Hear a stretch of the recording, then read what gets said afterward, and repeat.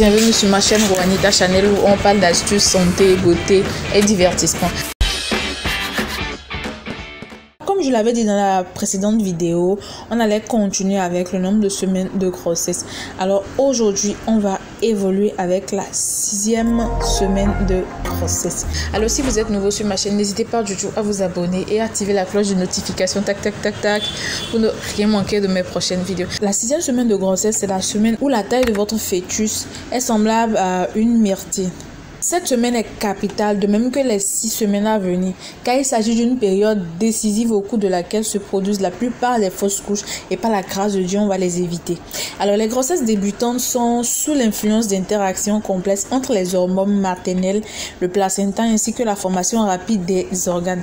Donc, cependant, vous n'avez pas du tout à vous inquiéter. Si le cœur bat présent, c'est que tout va bien. Mais il serait plus sage d'attendre 12 à 14 semaines et avant d'informer vos proches de la bonne nouvelle.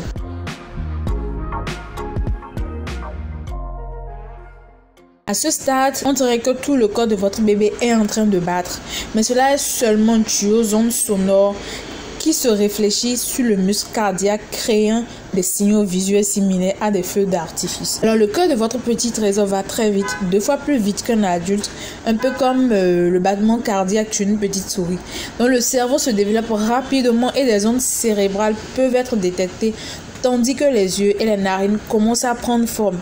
Donc la peau est transparente et si on regarde de très près, des petits bourgeons qui formeront plus tard des intestins et les poumons commence aussi à se développer alors que l'embryon n'a encore que la taille d'un quart de pouce. Au sujet de la mère, même si vous ne percevez aucun signe physique de grossesse, vous pouvez certainement vous sentir enceinte. Donc tous vos organes sont imprégnés par les hormones de grossesse, vos intestins, votre peau, votre cerveau, votre cœur, vos reins et encore plus important, votre utérus.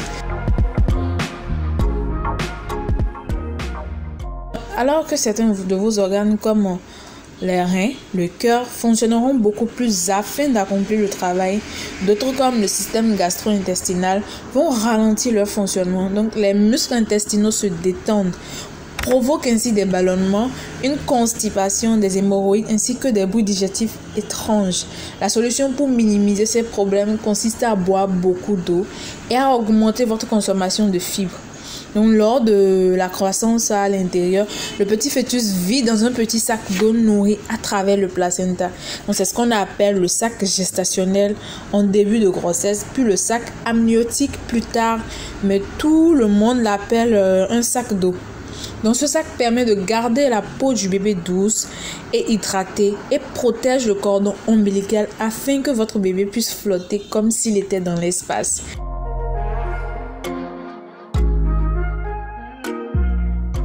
Au niveau de la nutrition, la sensation de fatigue est courante au premier stade de la grossesse et bien malheureusement les nausées du matin pourraient aussi survenir à tout moment de la journée.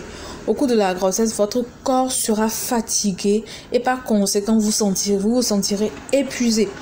Donc voici une astuce qui vous permet de diminuer les nausées pendant la grossesse. Mangez tôt.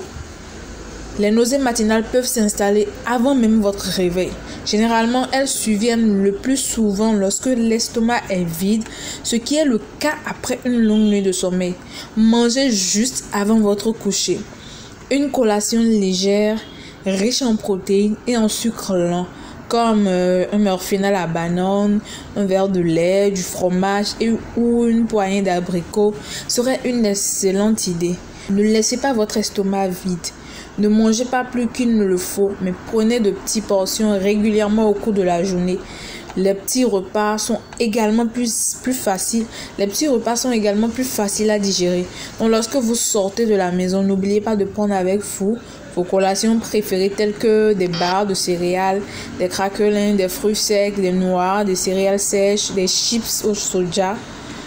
Hydratez-vous tout au long de la journée, ça c'est très important. Alors voici quelques recommandations très utiles, voici quelques conseils utiles à la 6e semaine de grossesse. Alors les changements hormonaux à ce stade entraînent une augmentation de la production de sébum. Donc prenez soin particulièrement de votre peau. Si vous n'avez pas encore réalisé de test de grossesse, c'est le moment idéal de le faire. Vous devez arrêter obligatoirement de fumer, de consommer de l'alcool. Alors, commencez à prendre aussi des photos de votre ventre de femme enceinte.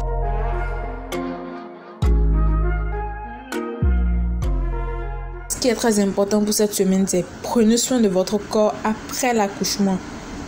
Maintenant, restez active, marchez plus souvent, faites des étirements.